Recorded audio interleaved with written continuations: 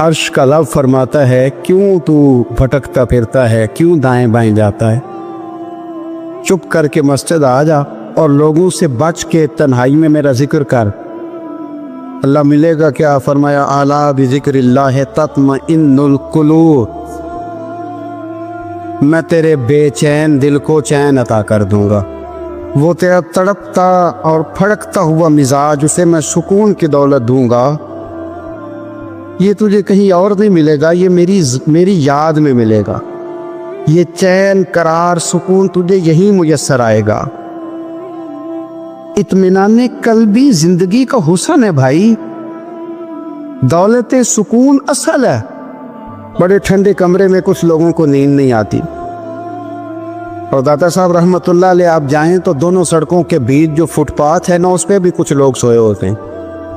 उधर से भी गाड़ियां गुजरती हैं, इधर से भी गाड़ियां गुजरती हैं, लेकिन बस नींद है ना, अल्लाह का फजल है, उसने दे दी है, आने वालों को आ गई है। इत्मीनान कल्बी, मेरा मुआशरा बेसुकून है, बेकरार है। मुझे कुछ लोग कहते हैं जी मैं आजकल बड़ा बोर हो रहा हूं, तो मैं कहता हूँ यार हमें तो टाइम ही नहीं मिला आज तक बोर होने का, नहीं वक्त ही नहीं इतना मुयस्सर आया। कौन सा टाइम निकाले जिसमें बंदा बोर हो? वो तो है कि इंसान कुछ फारिग हो, कहीं उसके पास गुंजाइश हो तो बोर भी हो ले। कैसे बोर हो लेते हो? ये क्या होता है बोर होना? जिंदगी में इतना वक्त ही कहाँ है कि इंसान बोर होता फिरे और ये तसव्वुर बनाता फिरे कि मैं बड़ी आजमाइश में हूं, तो मैं बड़े बोर हो रहा हूं, तो मैं बड़ी तकलीफ में हूं। तो वक्त बहुत ज्यादा है हमारे पास, लायानी कामों में ज़ाया बड़ा होता है, तो हम बोर होते हैं, परेशान होते हैं। ये हमारे यहाँ दर्जनों अभास और दर्जनों बहसें सिर्फ वो हैं जिनका कोई मकसद नहीं। फजूल टेस्टों में उलझना, फजूलियात में वक्त ज़ाया करना, फजूल सवालात करना। फजूल सवालात भी दीन में मना। आप कुरान मजीद पढ़िए तो रब फरमाते हैं क्या तुम भी मेरे नबी से उसी तरह के सवाल करना चाहते हो जैसे इससे पहले हज़रत मूसा से किए गए? वही रंग इख्तियार करना चाहते हो? अबहास में उलझ जाना, उस चौक में वक्त गुजारना। आजकल भला कौन कौन क्या क्या कर रहा है, इस पर बड़ा वक्त गुजर गया। फलाना फलानी जगह कैसे पहुंच गया, फलाने की फलानी मसरूफियत कैसे बनी, फलाने का फलाने से ताल्लुक कैसे बना, ज्यादा वक्त इसी में बीत गया। फजूल अबहास, फजूल बहसें, फजूल वक्त का ज़िया, अपने मामलात पे बिल्कुल तवज्जो ना देना। प्रिंसिपल साहब एसी वाले कमरे में आराम सुकून से बैठे, उन्हें पता ही नहीं कि उठ के बाहर जाऊं देखूं जाके मेरा अमला क्या करता, उन्हें पता ही नहीं।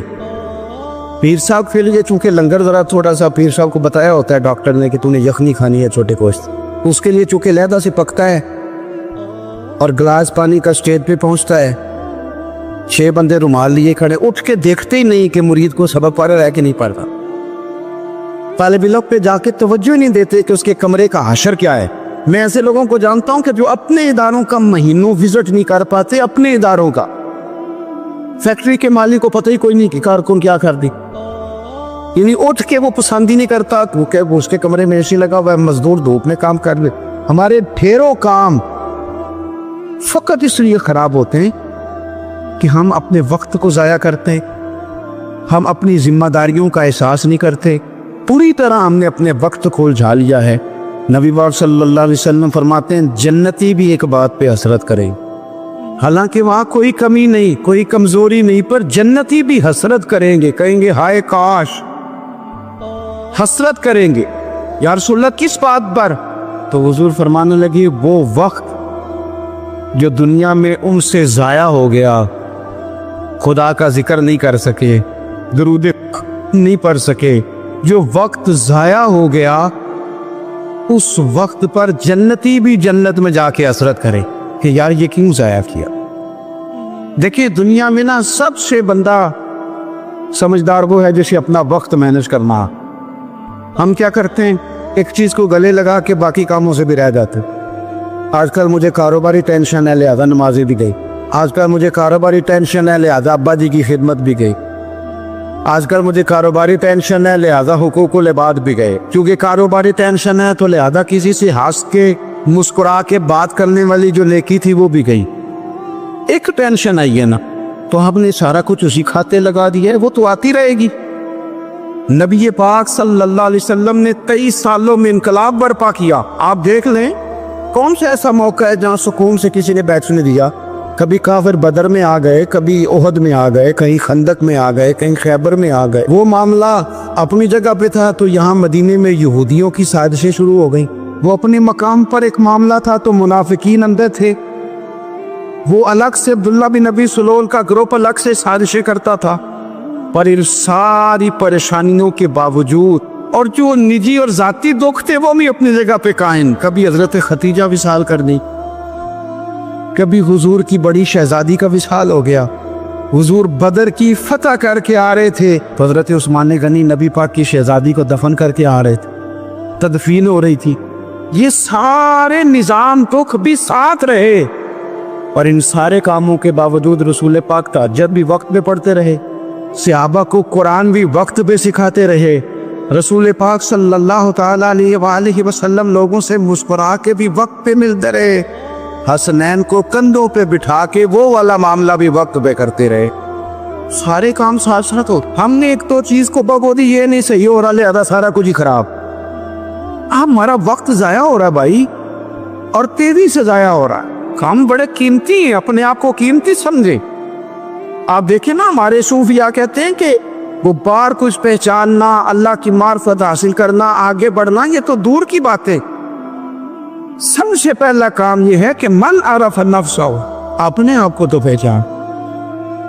कि बुखारी मुस्लिम में एक हदीस है जिसको पढ़ के इंसान बार बार सोचने पे मजबूर हो जाता है कि इस तरह भी होता है। हजरत अनस बिन मालिक रज़ी अल्लाह ताला अन्हु इरशाद फरमाते हैं, हम सब हुजूर की बारगाह में बैठे थे, बुखारी मुस्लिम है। नबी पाक अलैहिस्सलाम तशरीफ फरमा थे। हुजूर की आदत मुबारक थी, जहाँ मौका आया हुजूर बैठ गए। हुजूर जमीन पे जलवा फिराज थे। सहाबा किराम ने सवाल पूछने शुरू किए, सवाल पूछने शुरू किए, ये भी बताएं, ये भी बताएं। कुछ नौजवान थे, उन्होंने कुछ सवालात शुरू किए। उन्होंने बहुत ज्यादा सवालात किए, कसरत से। तो हजरत अनस बिन मालिक रज़ी अल्लाह ताला अन्हु फरमाते हैं, बहुत सवालात, जब ज्यादा सवाल हो गए ना, अल्लाह के रसूल सल्लल्लाहु अलैहि वसल्लम उठ के ना मिंबर पे बैठ गए। फरमाया, पूछो जो तुम्हारा जी चाहता है मैं बताऊंगा, पूछो, करो सवाल करो। एक शख्स ने उठ के अर्ज की, या रसूलल्लाह मेरा बाप कौन है? फरमाया हुज़ाफा। दो लोग और उठे, या रसूलल्लाह हमें लोग ताने देते हैं हमारा बाप। फरमाया तुम्हारा बाप वही है, इसकी तरफ तुम मंसूब हो, उसी बाप की जायज औलाद हो। एक बंदा और उठा, उसका लहजा भी कुछ इस तरह का था, कहने लगा हुजूर मैं जन्नत में जाऊंगा क्या जहन्नम में? कई दफा ना चीजें राज में रहें तो वो ठीक रहती है, लेकिन जिनको राज खोलने का शौक हो उनके अपने भी खुल जाया करते, उनके खुल जाते हैं, फिर वो तकलीफ में आते हैं। याद रखे, हुजूर मैं जन्नत में जाऊंगा कि जहन्नम में? हजरत अनस बिन मालिक कहते हैं, करीम बोले, मोर लगने लगी, हम कांपने लगे। हुजूर ने फरमाया तू जहन्नम में जाएगा, दोज़खी है तू। बस जब वो सन्नाटा छा गया, अब डर था कि कुछ और बातें ना, ये कसरती सवालात की वजह से हुजूर नाराज हो गए। कहते हैं फटाफट हजरत उमर उठे, फटाफट, और कोई माफी नहीं मांगी, कोई बात नहीं की। ये ना अभी उमर थे ना, आए उमर तेरे जुमलों पे मर जाऊं।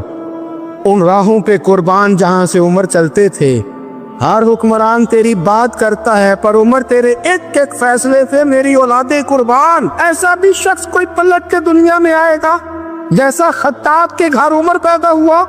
हजरत फारूक आजम उठे, यूं हाथ बांधे, रो पड़े, कहने लगे ना हुजूर ना, रदीतु बिल्लाहि रब्बा व बिल इस्लाम दीना व बिसय्यदना व मौलाना मुहम्मदन नबिय्यम व रसूला। हुजूर हम बड़े राजी हैं कि अल्लाह हमारा रब है, सोनिया बड़े राजी हैं कि दीन हमारा इस्लाम है। या रसूलल्लाह हम बड़े राजी हैं कि अल्लाह ने आपको हमारा नबी बना के दे जाए। हुजूर बड़े यूं हाथ बांधे, ना साडा बोले आ चोले आ माफ करी, गलती हो गई हुजूर जवानों से, नहीं ऐसा हुजूर ना, इससे ज्यादा कोई पर्दा ना खोल जाएगी। रदीतु बिल्लाहि रब्बा व बिल इस्लाम दीना व बिसय्यिदना व मौलाना मुहम्मदन नबिय्यम व रसूला। ओ जरूरत के लिए सवाल जरूर पूछा जाए, हुजूर पसंद करते थे, लेकिन बहस में उलझ जाना, हर वक्त दीन को तख्ता मश्क बना लेना, हर वक्त। मेरा दिल तड़पता है, कभी कभी सोचता हूँ ये मेरे नबी पाक का दीन है क्या? ये सिर्फ दुनिया में बहस के लिए आया? जिसको चार लफ्ज आए اس نے میرے حضور کے دین کو ذریعہ بیس بنا لیا. صبح بھی بیسیں، شام بھی بیسیں. کریم محبوب علیہ الصلوۃ والسلام نے جو طائف میں روڑے کھائے تھے وہ اس لیے کہ امت بیٹھ کے بیسے کرے. اس لیے امام علی مقام نے سارا گھرانہ کربلا میں دے دیا کہ تم بیسیں کرو. عمل کب کریں گے؟ کرو بیس، صبح بھی کرو، ہر بندہ کرے، مولوی بھی کرے، مفتی بھی کرے، مناظر بھی کرے. اور چلو علماء تو کبھی الہ کلمت الحق کے لیے کوئی گفتگو کر بھی لے. ہر چوک چوراہے میں بیس، ہر جگہ مناظرہ. خدا را بلا ضرورت تو چھوڑ دے، بلا وجہ تو چھوڑ دے. کبھی تو مان کر چلنے کا مزاج بنا لے، کبھی تو قبول کر لے. یا رسول اللہ رضیت باللہ ربا وبالاسلام دینا وبسیدنا ومولانا محمد نبی و رسولا. حضور بڑے راضی ہیں کہ اللہ ہمارا رب ہے، اسلام ہمارا دین ہے، آپ ہمارے نبی ہیں. حضور ہم بڑے ہی راضی ہیں، ہم پر کرم نوازی ہو جائے.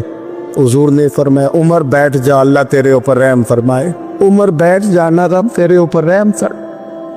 حضرت عمر فاروق نے کہا تھا فرات کے کنارے، نہر فرات کے کنارے سخت گرمی اور پیاس میں اگر کوئی کتا مر گیا نا، کتا تو اللہ قیامت کے دن عمر سے پوچھے گا کہ حکومت تیری تھی تو اس کو پانی کیوں نہیں ملا تھا، تیری گورنمنٹ میں پانی کیوں نہیں ملا.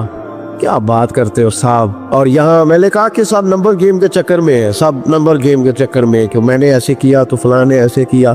اللہ تبارک و تعالیٰ بڑا کریم ہے. جمعہ کا دن ہے، یہ دعا کرو دل سے کہ یا اللہ اگر تو حضرت عمر فاروق کے بعد حضرت عمر بن عبدالعزیز کو بھیج سکتا ہے تو کسی اور کو بھی بھیج دے. تو قادر مطلق ہے نا، مہربانی فرما. اب غرباء پر، مساکین پر، کمزوروں پر رحم فرما، اب فضل فرما. وہاں تو یہ حال تھا کہ حضرت زید بن، یہاں تو کہتے ہیں نا غلطی سے ہو گیا، حضرت زید بن حارثہ کہتے ہیں ایک جنگ کا موقع تھا، ایک شخص کفر کی طرف سے لڑتا آ رہا تھا، کفر کی طرف سے. فرماتے ہیں میں نے جب وہ میرے قریب آیا لڑتے وقت، حضرت زید بن حارثہ کہتے ہیں میں نے تلوار اٹھائی اور میں مارنے لگا تو اس نے کلمہ پڑھنا شروع کر دیا، لا الہ الا اللہ محمد رسول اللہ صلی اللہ علیہ وسلم. تو حضرت زید بن حارثہ کہتے ہیں میں نے کہا اچھا اب موت نظر آئی ہے تو کلمہ یاد آ گیا، تو کافر ہے. دوسرا تلوار سے بچنے کے لیے کلمہ پڑھ رہا، کہتے میں نے ماری تلوار گردن اڑا دی. پھر میں حضور کی بارگاہ میں حاضر ہوا. پہلے کہا یا رسول اللہ آج جہاد کے وقت ایک انوکھا واقعہ ہوا، ایک بندہ کفر کے ساتھ لڑ رہا تھا اور جب میں تلوار مارنے لگا تو وہ کلمہ پڑھ رہا تھا. حضور میں سمجھ گیا کہ تلوار سے بچنے کے لیے کلمہ پڑھ رہا ہے. حضرت زید بن حارثہ کہتے ہیں حضور کیا کہ غصے سے سرخ ہو گئی. نبی کریم فرمانے لگے تو نے دل پھاڑ کے دیکھا تھا کہ وہ تلوار سے ڈر کے کلمہ پڑھ رہا ہے؟ جب وہ پڑھ رہا تھا کلمہ تو پھر تو کس طرح کا مجاہد ہے جس نے کلمہ پڑھنے والے کی گردن اڑا دی؟ تو پڑھ رہا تھا کلمہ تو تجھے قبول کرنا چاہیے. میرے بھائی یہ بڑا محتاط معاملہ ہے، لیکن مسئلہ یہ ہے کہ یہ کچھ دنوں تک یہ باتیں رہتی ہیں، پھر آہستہ آہستہ میری آنکھوں سے بھی رخصت ہو جائے، آپ کی نظروں سے بھی رخصت ہو جائے گی. لیکن وہ دو بیٹیاں ساری زندگی نہیں بھلا سکتی، ان کے لیے تھوڑا سا مشکل ہے. ان پر جو طوفان تیزی سے گزرا ہے نا، گزرا تو چند منٹوں میں ہے لیکن صدیوں تک اس کی گونج رہے گی، صدیوں تک. اللہ تبارک و تعالیٰ کوئی فضل کرتے.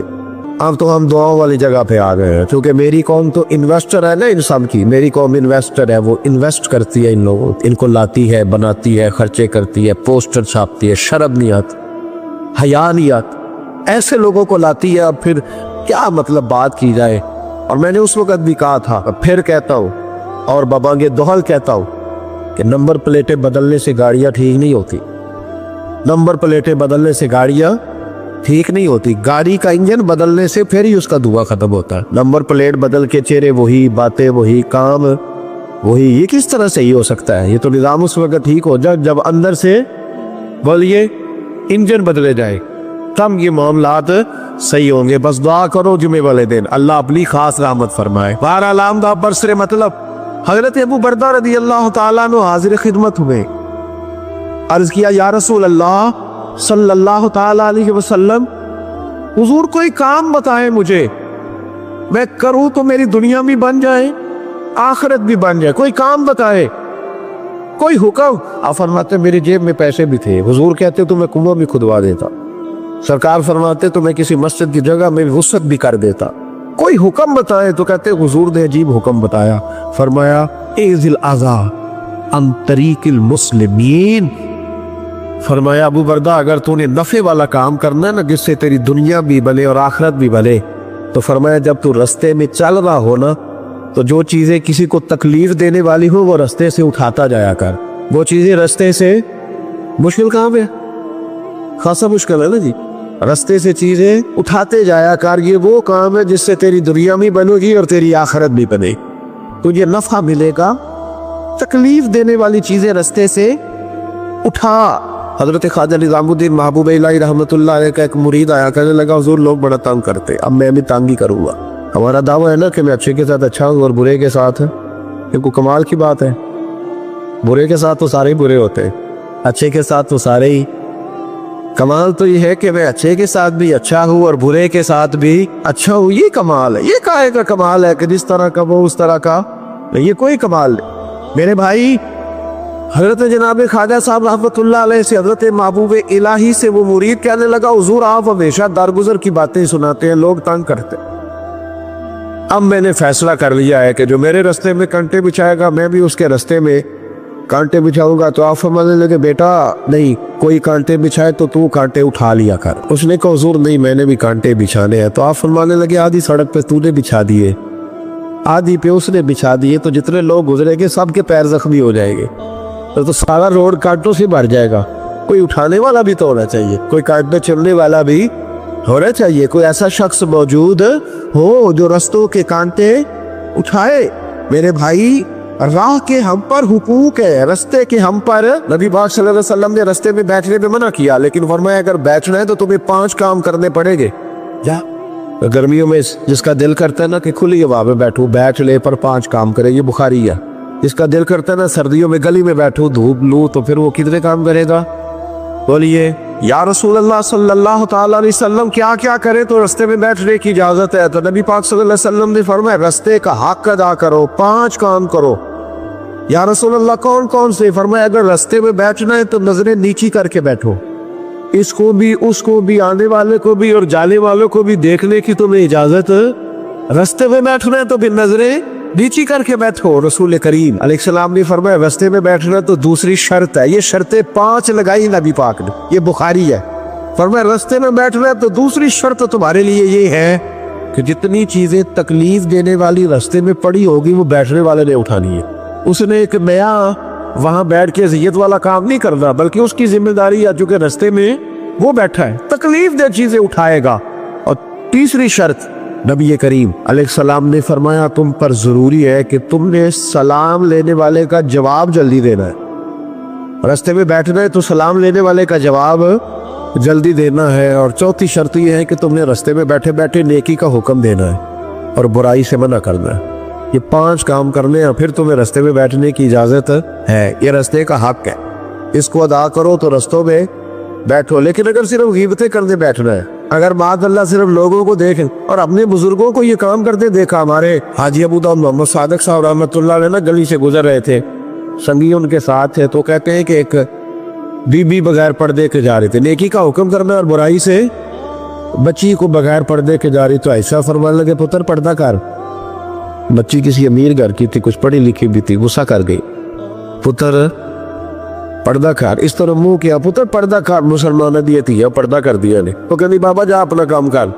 ایسا فرمانے نے پتر میں کام بھی لگا، دے رہا ہی کام بھی صبح شام، میں کام بھی لگا اور بڑھے بارے میں اور کی کرنا ہے دینا صبح شام کام یہ جڑا بندہ کام کرے وہ چنگا دسنا، جڑا چنگا کرے وہ استقامت دی دعا کرنا، میں کام ہی لگا ہوا، میری ڈیوٹی یہی ہے۔ تو بچی مسکرا پڑی، کہنے لگی بابا دیا تو جواب ہے، پر تیرے لفظوں میں مٹھاس بڑی ہے۔ اس نے اسی وقت نقاب کر لیا، رستے میں بیٹھنا ہے تو رستے کا حق بھی ادا کرنا ہے، ڈیوٹی کر لی ہے، ایسے تھوڑی ہے کہ راہ میں بیٹھ جائے۔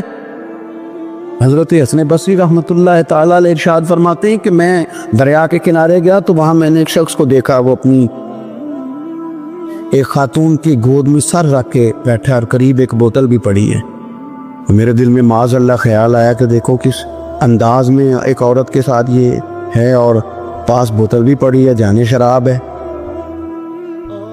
کہتے میں سوچ ہی رہا تھا کہ اچانک کی کشتی آ رہی تھی دریا میں، وہ ہجکو لے کھائے، کشتی میں 4-5 لوگ تھے، وہ دریا میں ڈوبنے لگے۔ وہ آدمی تیزی سے اٹھا، دریا میں چھلانگ لگائی، پہلے ایک کو نکالا پھر دوسرا نکالا، پھر تیسرا نکالا، ایک بندہ رہ گیا، کہنے لگا حضور مجھے تو آپ نے گناہگار سمجھا ہے، میں تو بڑے غلط انداز میں یہاں بیٹھا ہوں، آپ نے جو سوچا چلیں یہ چوتھا بندہ آپ نکالنا ہے، کرے نا یہ کام، کرے نا یہ کام، بڑے بھولے بھالے بڑے اللہ والے ریاض آپ کو بس ہم ہی جانتے ہیں، اتنی جلدی فتویٰ۔ حضرت حسن بصری فرماتے ہیں میں پشیمان ہوا، میں نے کہا مجھے تیرنا نہیں آتا، تو دیر نہ کر چوتھا ڈوب نہ جائے، کرتے اس نے چھلانگ لگائی، چوتھا بھی نکال لایا اور کہنے لگا حضرت آپ نے جلدی کی سوچنے میں، یہ بی بی میری ماں ہے اور یہ سرکے کی بوتل ہے، ہم ماں بیٹے کا یہ مشغلہ ہے کہ یہ وہ جگہ ہے جہاں آ کے لوگ مسافر اترتے ہیں اور یہاں سے کسی کا گھر 100 میل ہے، کسی کا 200 میل ہے، ہم صبح سرکہ کھجورے روٹیاں لے کے یہاں آتے ہیں، مسافروں کی نوکری کرتے ہیں، کوئی پریشان ہو تو مدد کرتے ہیں۔ حضرت خواجہ حسن بصری فرماتے ہیں میں نے معافی مانگی، ان سے بھی مانگی، رب سے بھی مانگی، انہوں نے مانگ لی نا مجھے رکھتے پر ہم کو نہیں تیار مانگنے کو، ہم ہر وقت بدگمانی وہ فلانا فلانے جرم کرتا تھا میں اسے اب کیسے نیک مان لوں، بھائی اب وہ نمازی ہے، خدا کے گھر آتا جاتا ہے، اب اللہ کی بارگاہ میں حاضر ہوتا ہے، جب رب نے معاف کر دیا تو بھی سوچ بدل جا۔ ہم لوگ الجھ گئے ہیں، بہت بڑے قیدی ہیں اپنے آپ کی، بڑے قیدی ہیں، سارا دن اپنی خواہشات کی تکمیل میں بھاگے رہتے، بڑے بڑے سونے نوجوان، میں ان پہ تنقید نہیں کرتا، مجھے ان پہ ترس آتا ہے، کہ میں رات کے اندھیروں میں انہیں ٹیلی فون لے کے چوکوں میں کھڑے دیکھتا ہوں تو مجھے رحم آتا ہے، میں کہتا ہوں دیکھو نفس کی خواہش کے پیچھے یہ کیا مثلاً آخر کیا ہے اس میں، ایک عورت کے پیچھے تباہ کر دیا اپنے آپ کو، یعنی زیادہ سے یہ کوئی مقصود ہے، یہ کوئی مقصد حیات ہے جس کو مقصد بنا لی ہے۔ میرے عزیز بات کو سمجھ لے، اتنا خوبصورت آدمی ہے اور اتنا اس کا اونچا قد کاٹ ہے، اور کیا کس کے پیچھے یہ بھاگا ہوا ہے، بڑا سمجھدار دانشور عقل مند آدمی، ذی روح بندہ، لیکن اس کا اسٹیٹس آپ یہ ملاحظہ کریں کہ وہ 20-40 ہزار کی خاطر جھوٹ بولتا ہے، دھوکہ دیتا ہے، فریب اور فراڈ کرتا ہے۔ ہم اپنی نفسانی خواہشات کے پیچھے اس طرح بھاگتے ہیں کہ ہم اصل سے رہ جاتے ہیں۔ میری باتوں کی سمجھ آ رہی ہے آپ حضرات؟ تھوڑا تھوڑا کر کے ایک ایک کر کے ان کی باتیں کم مانے۔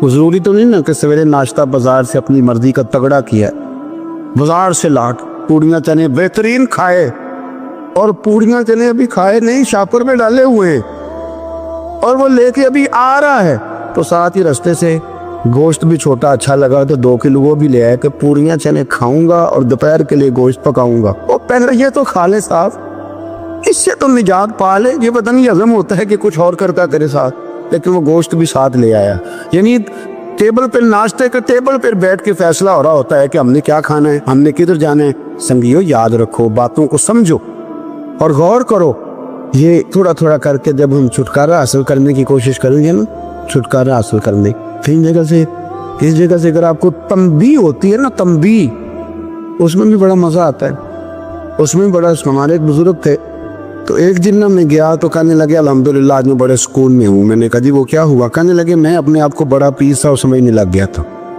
تو ایک وابڈا کے کسی آدمی سے کام تھا، تو میرے ایک دوست نے مجھے کہا کہ پیر صاحب اس کو ٹیلی فون کر دے، سنا ہے آپ کا عقیدت مند ہے۔ میں نے اس بندے کو ٹیلی فون کیا تو کہتا پیر صاحب میں عزت آپ کی بڑی کرتا ہوں پر یہ کام نہیں ہو سکتا۔ کہتے ہیں جب اس نے مجھے کہا نا تو کچھ بھی نہیں، تو مجھے بڑا مزہ آیا ہے، ورنہ میرا تو نفس پھول گیا تھا، میں تو سمجھتا تھا کہ جو میں کہتا ہوں ویسے ہی ہو جاتا ہے۔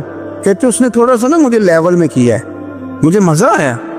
یہ لوگ نا اپنے اوپر بوجھ ڈالتے تھے، یہ تھوڑا تھوڑا پیچھے ہٹتے تھے، یہ سمجھتے تھے کہ اس طرح تمہاری تکمیل رہ جائے، صبح سے شام تک اگر اسی نفس کی باتیں مانتے رہیں گے تو خرابی کرے گا۔ دولت کا نشہ ہے بھائی، دولت کٹھی کرنے والا کسی جگہ سیر نہیں ہوتا، حسن کا نشہ ہے، حسن کا نشہ ہے۔ حضرت ابوبکر شبلی رحمۃ اللہ علیہ فرمایا کرتے تھے یہ تیری بیٹی کو خوبصورت سمجھ کے اس کے ساتھ نکاح کرنے تھے، اسے بیٹی نہ دینا۔ حضرت جی کیوں؟ فرمایا حسن تو تھوڑے دن کے بعد ختم ہو جائے گا، پھر وہ اس کی قدر نہیں کرے گا، وہ تو کہیں اور منہ مارتا پھرے گا۔ حضرت ابوبکر شبلی رحمۃ اللہ تعالی علیہ کی بیٹی خوبصورت تھی، ایک نوجوان کہنے لگا میرا نکاح کر دیں، آپ فرمانے لگے پتر پہ 1 مہینے کے بعد آنا کر دوں گا، بڑی موٹی تازی خوبصورت صاحبزادی۔ تو حضرت نے اسے دوائی کھلائی، اسے پخانے لگ گئے، جو پخانا کرتی ایک مٹکے میں سنبھال دیتے۔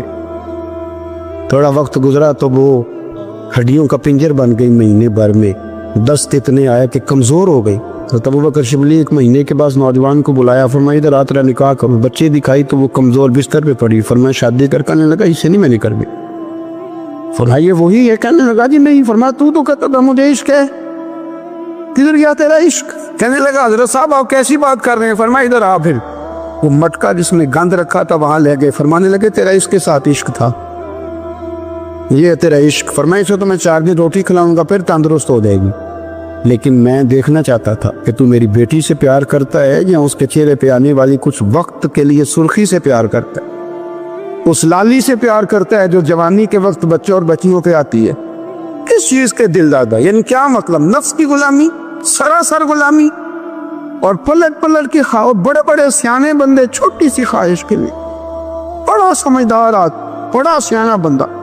میں ایک بڑے بزرگ عالم تھے، میں ایک دفعہ ملنے گا تو پائے پکا رہے تھے، خود پائے پکا رہے تھے، تو وہ بڑے پیار کی بات ہوتی ہے نا، تو تامت باندھی ہوئی اور بڑی جناب خستہ حالی، اور وہ پائے پکا رہے ہیں۔ تو میں نے ان سے کہا، میں نے کہا حضرت جی پائے تو کسی اور نے بھی پکا لینے تھے، آپ بخاری لے کے بیٹھتے، چلو میری طرح کا کوئی بندہ آپ سے استفادہ بھی کر لیتا۔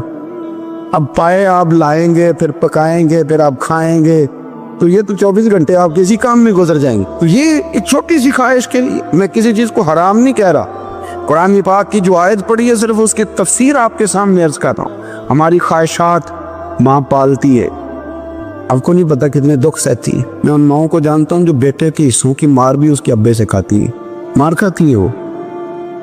ایک خاتون ایک کان سے سنتا نہیں، میرے پاس ایک دفعہ آئی، کہنے لگی 60 لگ گئی سی، کوئی دعا کر دے یا کوئی وظیفہ پر، ڈاکٹر کہتے ہیں ٹھیک نہیں ہو سکتے۔ میں نے کہا باجی صحیح بتاؤ مسئلہ کیا ہے؟ کہنے نہیں کچھ بھی نہیں، مسئلہ کیا ہونا ہے، پتر غلط نکل آیا ہے، اس کا باپ روز مارتا ہے، میں آدھی گئی تو اس نے ایک تھپڑ میرے کان پہ مار دیے، پردہ پھٹ گیا۔ مائیں مار کھاتی ہے، لیکن وہ پتر جس کو بڑی محنت سے پالا ہے وہ جوان ہوتا ہے تو اماں سے کہتا ہے تجھے چھوڑ دینا ہے، پر جس لڑکی سے میرا ٹیلی فون پہ رابطہ ہے اسے نہیں میں نے چھوڑنا، وہ نہیں چھوڑ سکتی، ہر شے کچل جاتا ہے وہ۔ اماں کبھی بلیٹ کے رات کو سوچتی ہے کہ یہ تو میری کل کمائی تھی، میں تو آلویز کے حصے کے تھپڑ اپنی گالوں پہ برداشت کر رہی ہوں، تو یہ کدھر گیا؟ اردشیر نام کا بادشاہ تھا، حضرت محدث ابن الجوزی آج سے کچھ 700 سال پہلے لکھتے۔ اردشیر بادشاہ بڑا خوبصورت تھا، جوان تھا، بڑا عقل مند تھا، اس نے اس طرح کے قریب کی ساری ریاستوں پہ قبضہ کر لیا، بڑا عقل مند زیرک تھا، قبضہ ہو گیا۔ ایک بادشاہ بڑا سخت تھا، اس کے ساتھ جب پنجہ آزمائی ہوئی تو اردشیر کہتا ہے اس پہ میرا قبضہ نہیں ہو رہا تھا، اور جب ہم نے ساری ریاستوں نے مل کے اس پر حملہ کیا تو ایک قلعے کے اندر قلعہ بند ہو گیا۔ اردشیر بڑا خوبصورت آدمی تھا، بڑا سمجھدار تھا، تو وہ بادشاہ قلعہ بند ہو گیا، اس نے کہا نکلنا ہی نہیں، اب وہ اندر بند ہے، یک بار کی حملہ کیا تو وہ بڑا بڑا قلعہ تھا اس میں بند ہو گیا۔ اس بادشاہ کی نا جس پر حملہ کیا، اس کی بیٹی اچانک ایک دن قلعے کی دیوار پہ چڑھی تو اردشیر کے حسن و جمال کو دیکھا تو عاشق ہو گئی، اور اپنے ہی باپ کے خلاف اسے کہنے لگی کہ اگر تو میرے ساتھ شادی کا وعدہ کرے نا تو میں تجھے رستہ بتاتی ہوں حملہ کرنے کا۔ اس نے کہا میرا وعدہ رہا، تو رستہ بتا۔ اس نے رستہ بتایا اس لڑکی نے، اور بادشاہ نے حملہ کیا تو اس کا باپ قتل کیا، اس علاقے پہ قبضہ کیا شادی کے وعدے پر۔ ہاں نفسانی خواہش بندے کو اندھا کر دیتی، نہیں سمجھ آتی اس کو میں کدھر جانا، اندھا کر دیتی۔ حملہ کیا، اور جب اس لڑکی کو لے کے آیا نا اپنے محل میں، تو پہلے دن شادی کی پہلی رات تھی، تو بستر بچھایا کنیز نے، تو وہ کبھی کروٹ ادھر بدلتی کبھی ادھر بدلتی، تو بادشاہ کہنے لگا کیا ہے؟ کہنے لگی بستر میں کچھ ہے مجھے تکلیف دے رہی۔ اس نے چراغ جلائے اور جب بستر اٹھایا تو ایک اتنا سا دھاگا نکلا، دھاگے سے عموماً تکلیف نہیں ہوتی، تو اس نے کہا تو اتنی نرم و نازک کہہ کے دھاگا؟ کہنے لگی میرا باپ نا میرے ساتھ اتنا پیار کرتا تھا کہ روز میرا بستر بھی خود بچھاتا تھا، اور اس نے آلہ رکھا ہوا تھا، وہ ناپتا تھا کہ کوئی پایا اونچا نیچا تو نہیں، میری بیٹی کا بیلنس سوتے وقت خراب نہ ہو جائے، اور میرے لیے گوشت اور کپڑے بھی خود پسند کر کے لاتا تھا، کھانے پینے کا خود خیال کرتا تھا۔ اردشیر کہنے لگا اچھا تو اتنا پیار کرتا تھا، اور پھر تو نے اس کے ساتھ کیا کیا؟ کہنے لگا بلاؤ کنیزوں کو بلایا، فرمایا اس کو اٹھاؤ اور جلاد کے پاس لے جاؤ उसे कहो कि इसके बाल घोड़े, एक घोड़े के साथ बांधे, पैर दूसरे घोड़े के साथ बांधे, और एक घोड़ा इधर भगा दे, किधर भगा दे।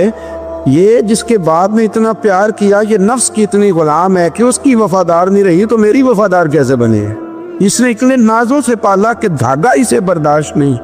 ओ यारो, याद रखो, अगर नफ्स की गुलामी करो और बड़े बड़े वफादारों को छोड़ के गुलामी करो तो फिर कहो वफादार मिल जाए। कोई बोल लड़ा ना बोल बैठी उनके खस्म नाराज बड़बोलियां दे, कहाँ सिर खाए ते बुलबुल ठंड पाए।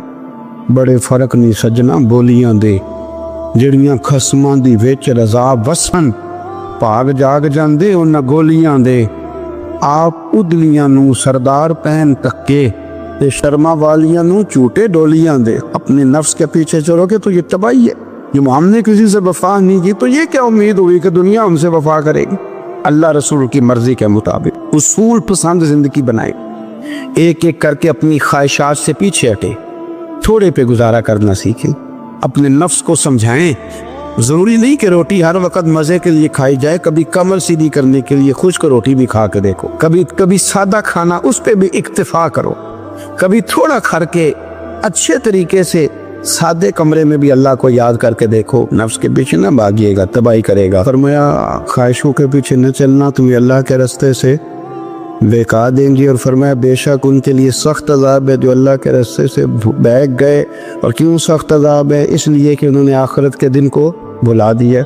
आखिरत का दिन भुला दिया, पीछे का ख्वाहिशों के पीछे न चलना, तुम्हें अल्लाह का रास्ता भुला देंगी। मफहूम आयत ये हुआ, कुरान ने हमें इरशाद ये फरमाया कि ख्वाहिशात नफ्स के पीछे चलोगे आखिरत को भूल जाओगे। तुम्हारे ज़हन में ये बात नहीं रहेगी कि मैंने मरना भी है। फिर लोग माज़अल्लाह सुम्मा माज़अल्लाह ये कहेंगे कि भाई यहाँ जीने दो ना, फिर आगे जाएंगे तो देखी जाएगी।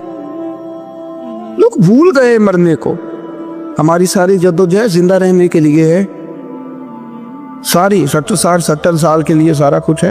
आप देख ले, टटोल नहीं किसी बंदे को। सिर्फ जितनी मेहनत कर रहा है वो जीने के लिए कर रहा है। रब करीब के बंदे जितनी मेहनत करते थे मरने के लिए करते थे।